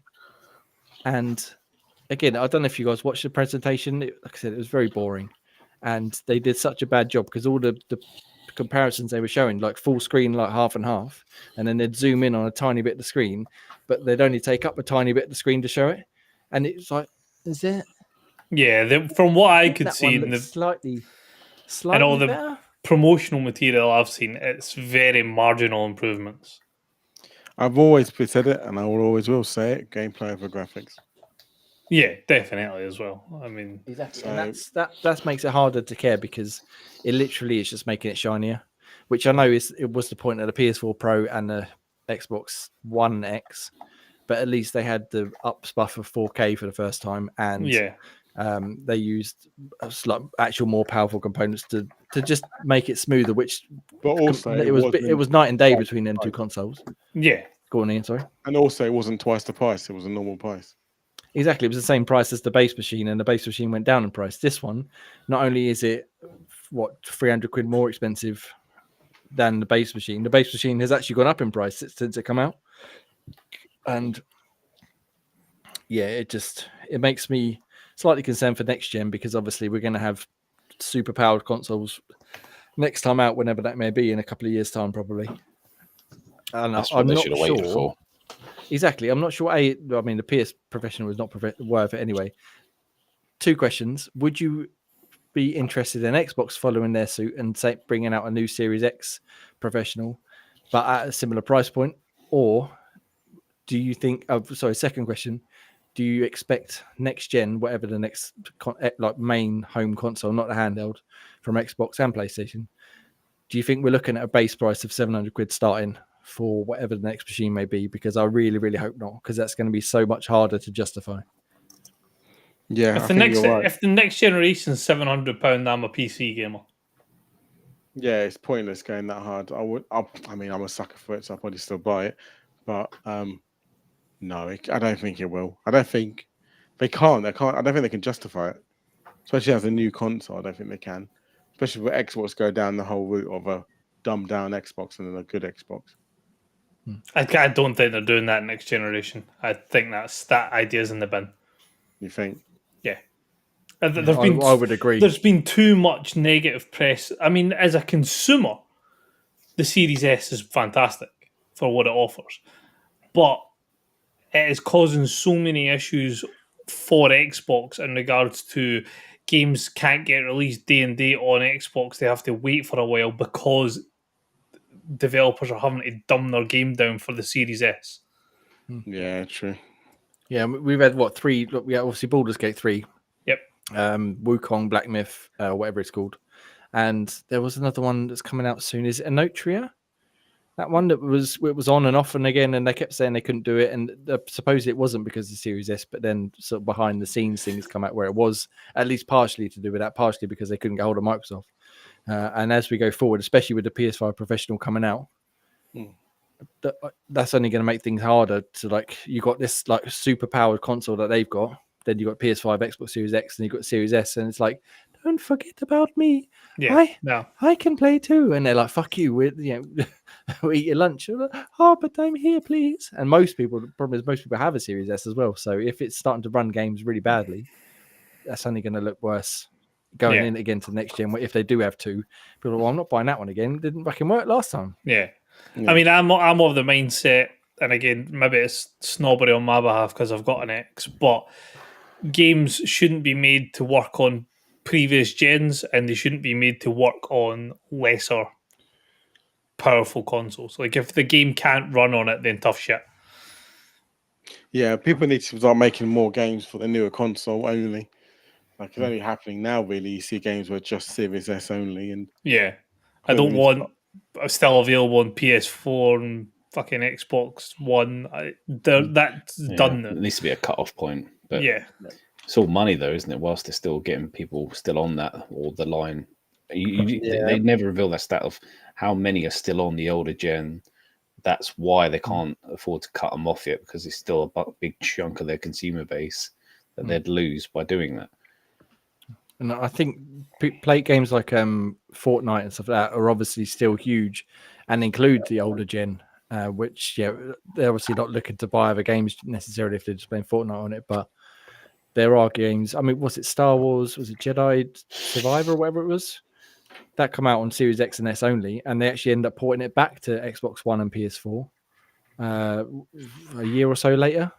So there must still be a value in doing it, but it's not helping their case for trying to give us the shiniest new stuff when But then even do that. 11 years. Bring the game out that's only for the current generation that it's on, and then work back the way. Don't fucking make it so that it works back the way right off the bat. Make it so that it's as best as it can be. And then if you can dumb it down, fantastic. If not, tough shit. Yeah. And the same goes again. I think the Series S has been widely suggested to be the most popular of the Xbox consoles in terms of how many they sold. So they obviously can't then say, well, it's at Series X only, because then they cut their market in half. But at the same time, you're right. It is just sort of starting to hold things back, I think, now. So next gen, if they I don't think they can do a dual release again. Because I think that's just going to... Yeah, again, don't get me wrong. For the last few years, it's been great. I use my Series S all the time, but then could that be why they are going so hard on play your Xbox on your TV, play your Xbox on your Fire Stick, play your Xbox on your tablet, play your Xbox on your phone? So if you don't want play your Xbox on your PlayStation, play your Xbox on your PlayStation. If you don't want to invest in a console, but you bought the S because it was the cheaper option and it allowed you to play Gears because you're a massive Gears fan, or Forza because you love driving games, cool. You don't need to do that anymore. You just need to have, let's face it, an internet connection that most people tend to have these days. There's not a lot of places that don't have the option of at least having ultra fast internet. God, do you remember that was an argument? Yeah. Use your controller with your TV, and there you go, play Gears of War. Yeah. And but again, we're not then going to limit the people who are hardcore console players into having a game that's sub-optimized because it has to be able to run on a lesser console. Yeah. So I'm like I said, I think the next gen will be one console only, but I would be disappointed. Maybe I don't know if that's the right word necessarily, or maybe slightly put off of even upgrading if it does start at £700. I think that is a hefty chunk of change to buy for a console, when the whole idea of console gaming is to be a sort of easier entry point into it. You don't have to spend thousands on a decent PC. You can just they'll go $499 because it's new gen, but it's like a Pro. It's probably the highest I would be willing to go on a console. Yeah, it'll be $499. I hope so. Yeah, 500 is good. 600, like I said, is pushing it. But if it's like proper next gen, not just a pro upgrade, I'd be more than willing to try and convince my wife to let me do it. And then any more than that, what are you about with all your fucking Swiss bank accounts? Oh, well, this is true, actually. I could just embezzle some more money from xboxtavern.com, but it doesn't go very far these days. Not at fucking £700 consoles. Exactly, yeah. Exactly. And all those Florida trips. And all the Florida trips I'll pay for as well. Considering sort of the amount of investment they've done in sort of cloud style gaming, that they were sort of borderline considering not bothering with the sort of the hardcore console anymore, or a better way of doing sort of cloud gaming, sort of massively improve that whole stability piece. That way you don't need to worry about the sort of a lesser or bigger version. Sort of not like doing, I mean, they tried it with the box of that Ouya nonsense and it didn't really sort of pay off. But obviously Microsoft, they were way too early to do, weren't they? Way too early to do something like that. But obviously Microsoft have sort of laid massive foundations for cloud gaming all over the place with different devices. Maybe a dedicated sort of Microsoft box, then you'd have to concentrate so much on making it really expensive. It's just like almost what they called like the cloud-based boxes. But those kind of ones, that dedicated clients. OnLive, whatever it's called, wasn't it? Yeah, OnLive and Stadia and stuff like that, which tried just online only gaming. But then obviously you're getting into a new rabbit hole of do you then buy games? Do you just rent them like Game Pass? How? Because if you're people buying said a that game anyway. So if you read the Yeah. terms and conditions with Game Pass and the way that is, you don't actually own it. It's all kind of temporary rental anyway. Yeah, this is true. And technically, yeah, all digital games that you don't actually own. But a lot of people, I think, when Stadia shit the bed after a year, 2 years, whatever it was, obviously they end up refunding everybody. But they could have just said, nah, fuck you spent your money on your games. Tough shit. And now you don't even have anything to show for it. You can't access it on Steam or GOG or anywhere else. So that's a whole nother bucket of shit to wade through. They have said that they're working on and they're going to reveal at some point. I think they even hinted at revealing it this year, their most powerful console ever. They said that at the little briefing they did with the Activision Blizzard purchasing. But I don't know how that affects whether it's a pro version of the Series X, whether it's a whole new console, whether it's going to be a dual wielding affair or handheld and mainline console. Who knows? Dual wielding. Dual wielding consoles, baby. But I think that would be the way to do it if they did that, but you can play your library games, not just purely Game Pass cloud-based. If you can cloud-base your library games as well, then, I mean, that's kind of it. That's that last piece of the puzzle for them to sort of purely do like a thin client to do it. And then that's it. It would be massively more affordable to do it that way. And as long as you've got a decent enough internet, and then all it would take is someone to sort of hack it a little bit. You can play both your Steam games and your sort of Xbox kind of games through that's kind of coming. a thin client via cloud. But if it was the same client, if they worked with Steam to do that, to have like a dual wheel like loading thing, saying you can either play your whole game Xbox library or your whole Steam library from one device. I could see it being like preloaded with, as you say, Steam, GeForce Now. Yeah, all of those. All that sort of stuff. Really Really fucking Discord, so you can cross chat across all of them. I can't see that happening. I can see more parts of Half-Life 3 coming out than that. If they get so completely bummed environmentally, then that would make the most sense, because then it saves so much on hardware, so much on new graphics cards and everything. If it's just purely kind of cloud-based, you play it on the best, like the highest, like ultimate tier gets to play it on like the highest quality kind of cloud-based servers that offer you all the stuff that you couldn't get at home. And if it can sort of spit out like, the 4K stuff via cloud gaming, and it's clear enough and not laggy at all, then I think that would be what they're aiming for. If they could achieve that, then you wouldn't need to have a console. You wouldn't need that hardware anymore. Then you lose money on having hardware. Yeah, but you do. But you don't lose. But Xbox are always losing money on the hardware. They always had to say that sort of the pricing is lower than what the hardware is actually worth. And every time they're going to do it, they're still going to lose the money on the hardware. Fucking, you've angered the anime gods, Graham. They've come over you again.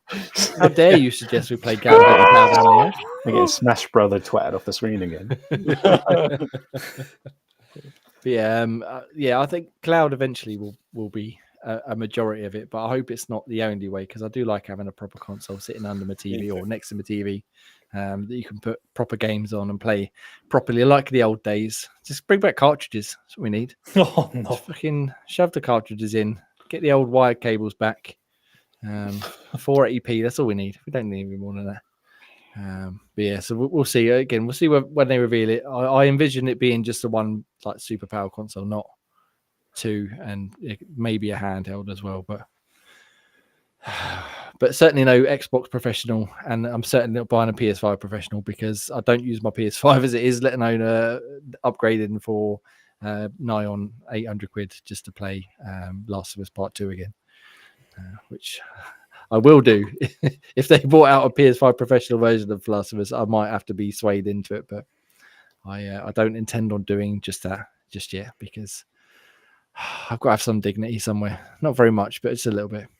Anyway, well, hopefully we'll get some more information on whatever the next gen entails for Xbox at some point in the next few months. Like I said, I'm sure they said by the end of the year they were going to give us some sort of insight into what they're doing. But for now, I feel like we've talked well. We need to play some more Warhammer. Probably not now, but maybe tomorrow. But let's round off.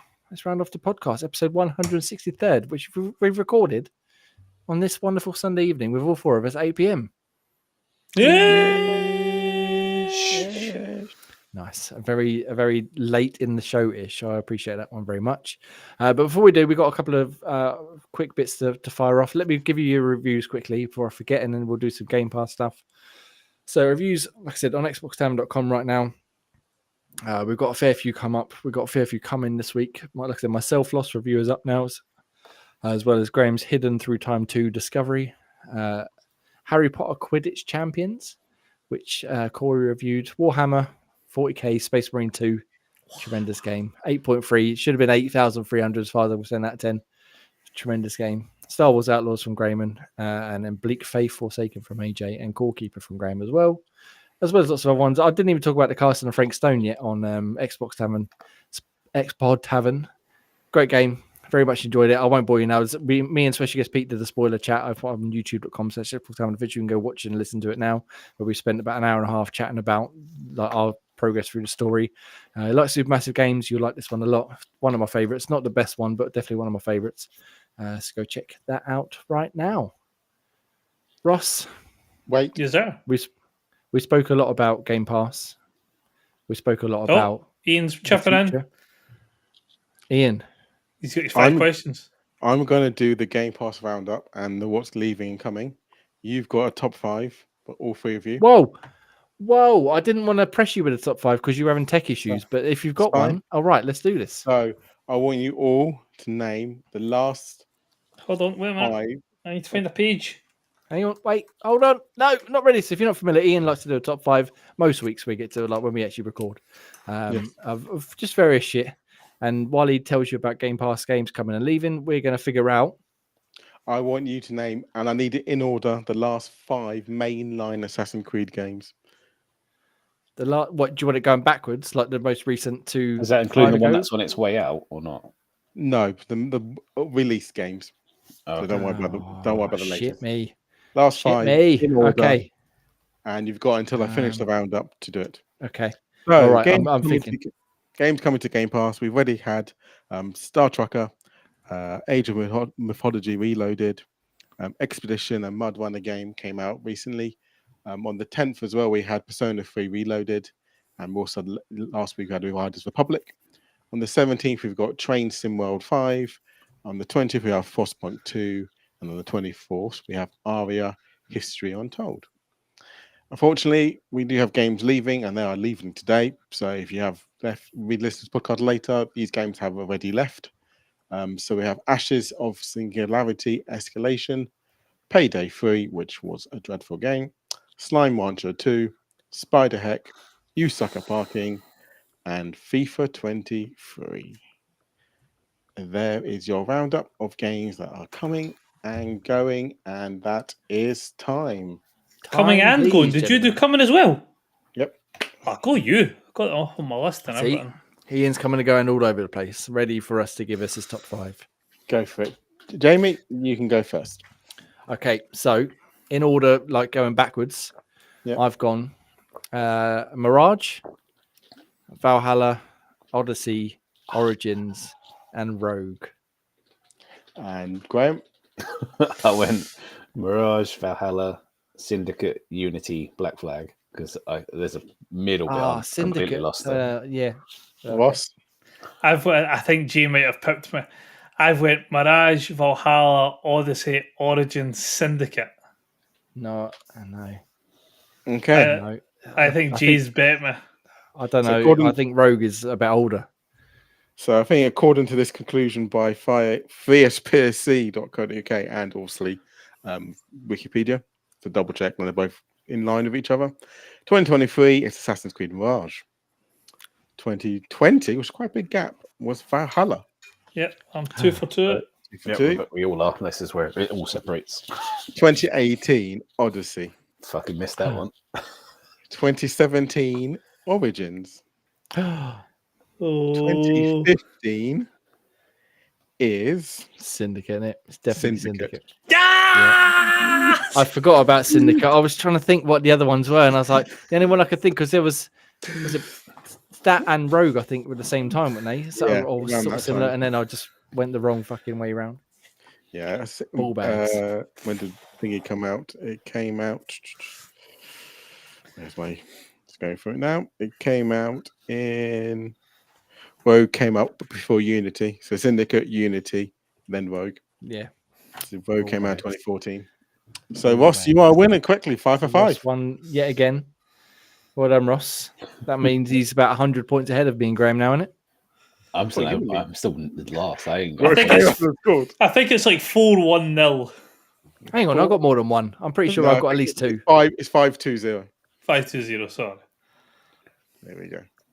Yeah, so that's the top five. We'll try and get them more regularly on the week. Well, Each and we every all four week turn up, we can do it. this. Exactly. Thank you, Ian, for that. I appreciate the surprise blindside quiz that we got there. That was very good. No one. Well, thank you very much for listening to Xbox Tavern's Xpod Tavern, episode 163rd. I am Jamie, and you can find me at Enaxan everywhere. Just search for Ask Jeeves and it'll point you in the right direction. You can find MPV Graham over here. at Graham Reaper. You can find Scottish Gruff Ross down there. At Scottish Gruff. And 1.25 million Ian down. Nutty Ray, WRAY. Nice. Thank you very much. We'll be back next Sunday, 8 p.m.